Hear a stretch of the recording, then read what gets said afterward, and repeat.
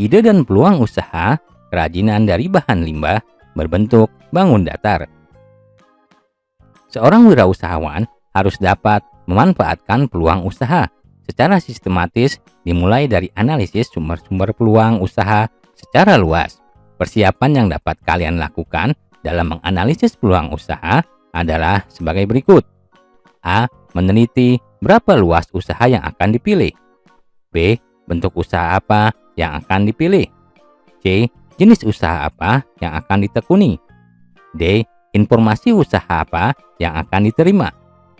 E. Ada atau tidaknya peta usaha yang menguntungkan.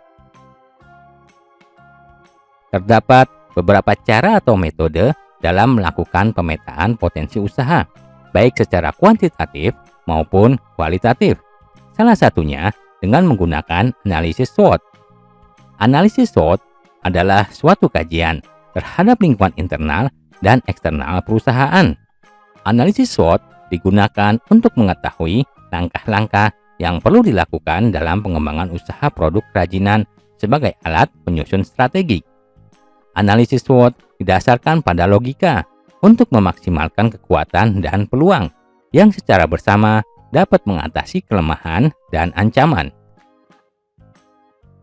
Dengan analisis SWOT dapat ditentukan strategi pengembangan usaha produk kerajinan dalam jangka panjang, sehingga tujuan dapat dicapai dengan jelas dan dapat dilakukan pengambilan keputusan secara cepat. Secara rinci, ada beberapa langkah yang perlu diperhatikan dalam menganalisis peluang usaha produk kerajinan dari bahan limbah berbentuk bangun datar sebagai berikut ini. A. Penetapan kelayakan usaha. Pada tahap analisis kelayakan usaha produk kerajinan ini, ada beberapa langkah yang harus kalian lakukan. Langkah pertama adalah analisis kelayakan teknis.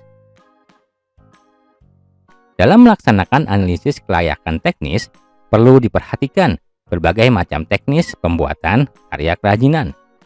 Ada berbagai macam teknis yang dapat dilakukan dalam pembuatan produk kerajinan dari bahan limbah berbentuk bangun datar. Misalnya, teknik anyam, teknik kolase, dan lain sebagainya.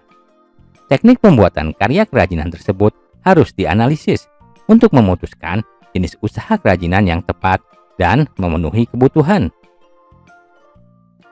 2. Analisis peluang pasar.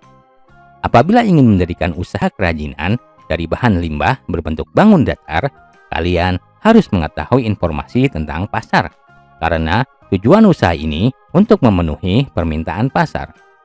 Oleh karena itu, diperlukan riset pasar. Riset ini dilakukan untuk menemukan pasar yang menguntungkan, memilih produk kerajinan dari bahan limbah yang dapat dijual, menerapkan teknik pemasaran yang baik, dan merencanakan sasaran pelanggan. Riset pasar bertujuan untuk mengumpulkan informasi dalam rangka pengambilan keputusan tentang usaha kerajinan yang akan dibuka.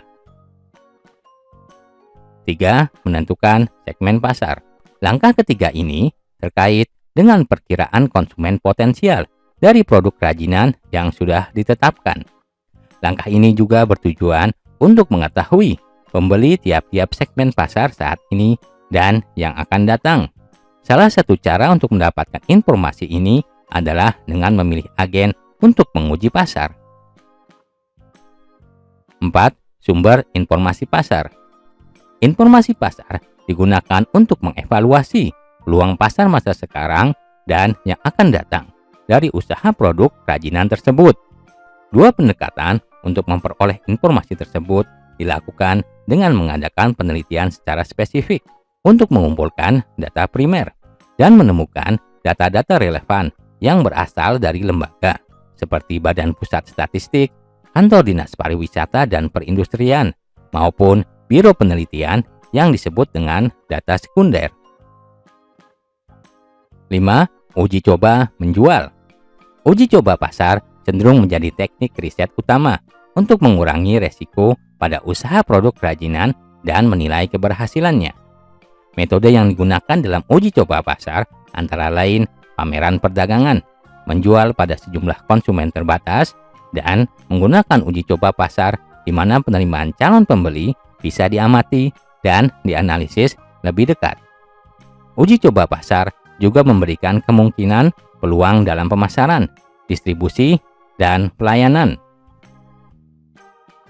6. Studi kelayakan pasar. Studi kelayakan pasar bagi usaha baru cenderung memakan waktu dan merupakan kegiatan yang rumit. Bagaimanapun, kegiatan ini harus dilakukan untuk mengurangi resiko kerugian dan kegagalan usaha produk kerajinan. B. Analisis kelayakan finansial.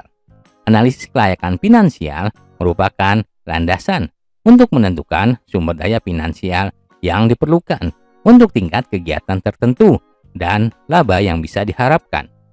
Kebutuhan finansial dan pengembalian bisa sangat berbeda, tergantung pada pemilihan alternatif yang ada bagi usaha baru. Ada 2 langkah dasar sebagai alternatif dalam analisis kelayakan finansial, yaitu 1. Penentuan kebutuhan finansial total dengan dana yang diperlukan untuk operasional. Kebutuhan finansial hendaknya diproyeksikan tiap bulan atau bahkan mingguan, sekurang-kurangnya untuk operasi tahun pertama dari usaha produk kerajinan baru.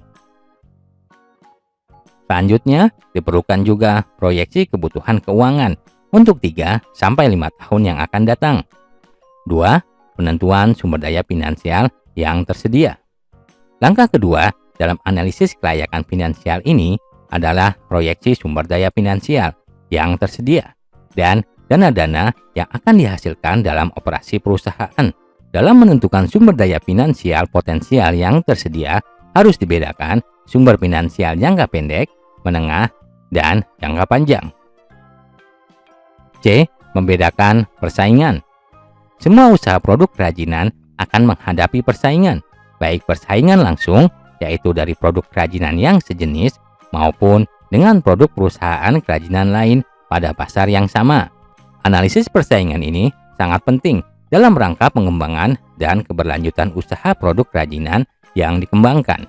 Analisis SWOT dapat dilakukan dengan mewawancarai pengusaha kerajinan menggunakan kuesioner. Aspek penting yang perlu disampaikan pada saat mewawancarai pengusaha antara lain aspek sosial, ekonomi, dan teknik produksi untuk mengidentifikasi faktor internal dan eksternal yang mempengaruhi keberhasilan usaha produk kerajinan. Upaya untuk mengembangkan ide dan peluang usaha harus dikaitkan dengan kemampuan wirausaha dalam mengelola situasi dan peluang pasar. Untuk membentuk proses pengembangan ide, wirausahawan perlu memberikan kebebasan dan dorongan kepada para karyawannya agar mereka berani mengembangkan ide-ide dalam peluang usahanya. Tujuan dalam mengembangkan ide dan peluang usaha pada produk kerajinan adalah sebagai berikut. A. Ide dalam pembuatan produk agar diminati konsumen. B.